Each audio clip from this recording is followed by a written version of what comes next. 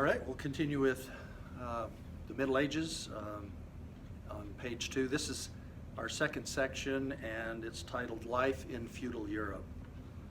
In the 900s, many people looted and burned communities along the rivers and coasts of Europe. And some of those we know as the Vikings, or Northmen as they were called, and they attacked Europe and the northeast coast of North America, which they called Vinland. Probably one of the more famous Vikings around the year 1000 was Leif Erikson. They had a short-lived settlement in North America, and later on another famous one named Eric the Red. So of course we know the story with Columbus sailing the ocean blue in 1492 and discovered America.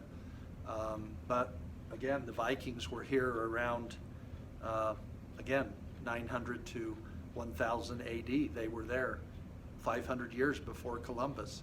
So did Columbus really discover America? I don't know why he's given credit when the Vikings were there.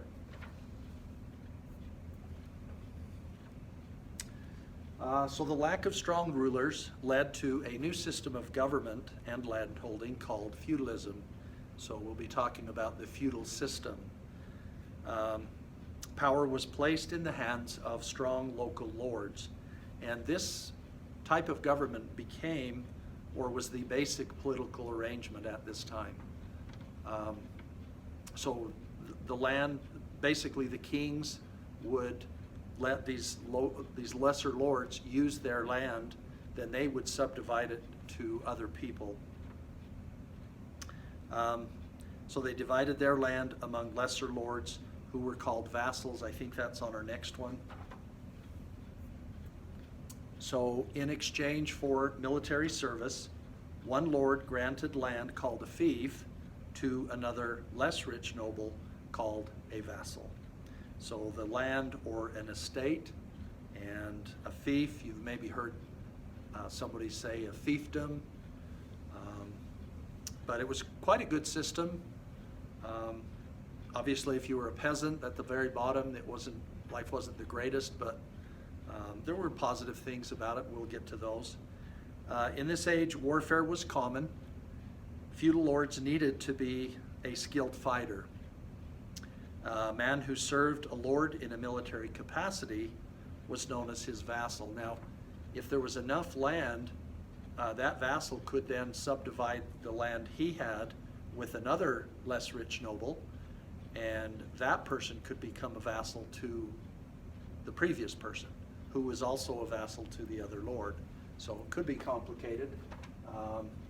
Again, kind of a system here, the lord, military service was provided, economic aid, military, legal defense, councils, agriculture, all of those. Pretty good system. A knight was a mounted warrior, and the joust was the fighting tournament.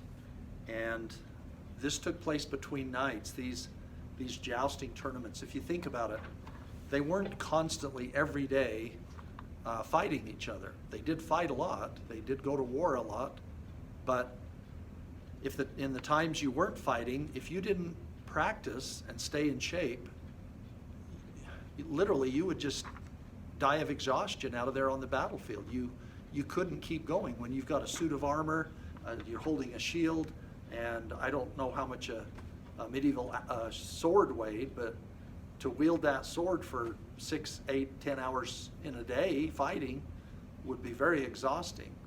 And so they had to keep in shape and train in these jousting tournaments. And you could die and you could be injured severely in these tournaments, but it's what they did to stay in shape. Chivalry was a knight's code of behavior. Part of that code was they were to fight bravely, be loyal to his lord and the lady, and treat other knights with respect, and protect women, children, and the weak. So in the movie Ivanhoe, we watched that, and it mentions how they're trying to escape the castle. Ivanhoe's group is trying to take over and capture them. But anyway, they escape, and he says, well, it's not a noble one, the way that he chose to escape. It's not a noble one, but it's what they choose to do. And they use the women as their shield, which was not a very chivalrous act. So in the 900s, castles were simple wooden structures. They were somewhat effective, but not like the castles we know today. By the 1100s, they were made out of stone. So the castles were built of stone and encircled by massive walls and guard towers. They were built specifically for defense. A moat was a wide ditch that a wide ditch that was filled with water, surrounded the castle, and created a kind of a barrier that made it difficult for people to attack. On the other side, they would put these woven logs together and stretch them across the moat if they could, and help them to cross quickly before they were injured or killed. The drawbridge was a bridge across the moat that could be raised. And then behind the drawbridge, they would have it was sometimes wood, or metal, that was called a portcullis, and it was dropped down. And so if you're in the process of raising the gate, you could drop it and not allow anybody to get in.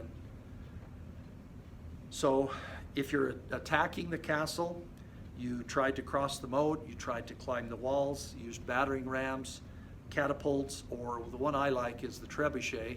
I think that was really effective. I call it the medieval army tank. And movable towers, you could even tunnel under the walls. You had to build some form of protection. And once you got in far enough, you would have to start building supports so the wall didn't cave in on you. And then once you got far enough, you could then set those timbers on fire, and it would cause the wall to collapse. And then, of course, if you're the one defending the castle, you're going to shoot arrows down, you're going to push their ladders away, or drop boulders onto them, hot oil, whatever types of things you could use. So most people in medieval Europe were peasants, and most of them being serfs. And a serf was basically, they were bound to the land. People who did not have freedom to leave the land where they were born. So maybe they didn't have the financial means, maybe legally they were tied to that person that owned the land. By about 800, 60% of the population were serfs. So the manor was the lord's estate, and the manorial system was the basic economic arrangement. So we talked about feudalism as being the basic political arrangement, and the manor or manorial system was the basic economic arrangement. Life in the manor, they were self-sufficient, meaning able to produce almost everything that they needed.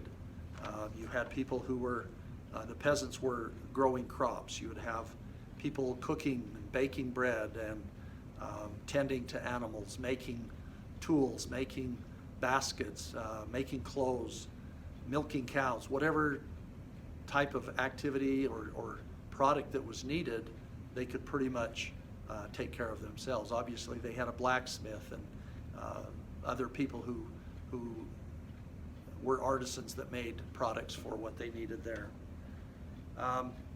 They also allowed in farming, fallow is unplanted land.